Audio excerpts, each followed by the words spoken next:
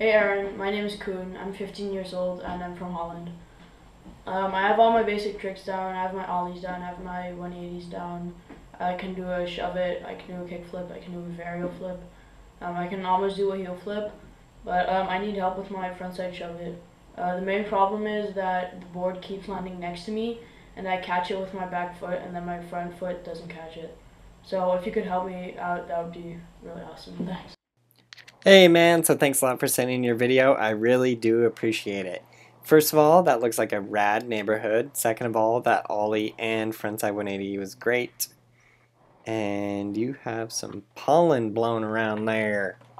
Pollen, cotton, I don't know what it's called. Dang, that was a good kickflip. Boom, varial flip. You got the varial flip, but you don't got the frontside shove. You crazy, man? You crazy? Sometimes the frontside shove is a little bit difficult, you know? To be honest, I'm not even sure why.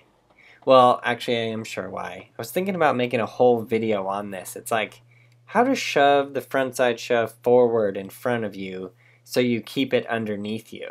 Because here, let's check this out. You pop it, it goes around, it goes way behind you. I mean, like in both senses, behind your heels and behind your back foot, which is not good. Yeah, it's interesting. You pop your board, and your board almost stays in the same position while your feet and your upper body go forward. That is very interesting. That just shows me that your pop is not fully like there. Watch this. Whoop. Ready? Whoop. It's all about on this trick popping it straight up and down. It's one of those things, like I was saying, it's a weird one because it seems like you should throw it backwards.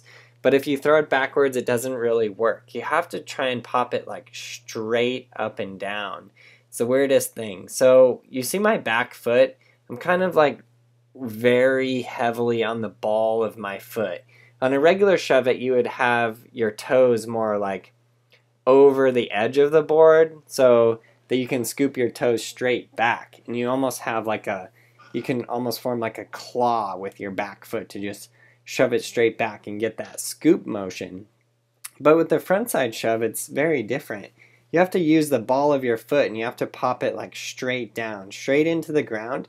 And as soon as you pop it straight into the ground, you have to just give it a little nudge forward that just causes it to do that frontside shove rotation.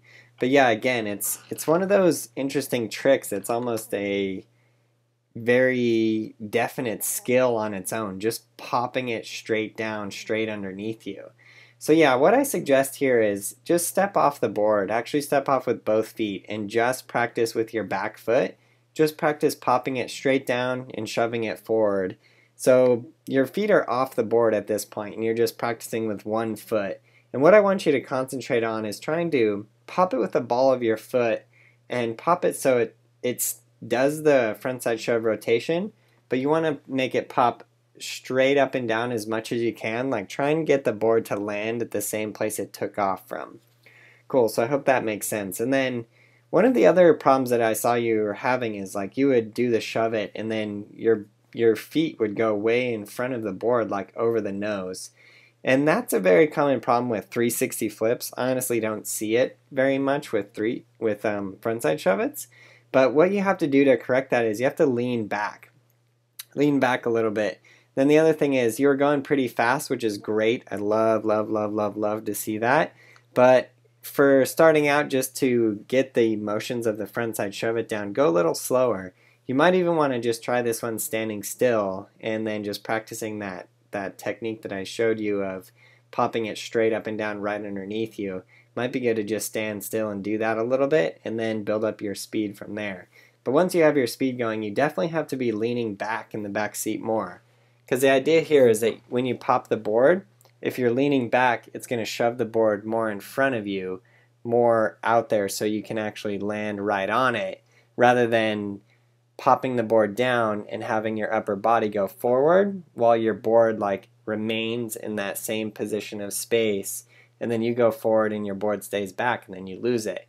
So you definitely don't want to do that. You want to pop it forward and you want to keep it right underneath you. That is the key here for sure.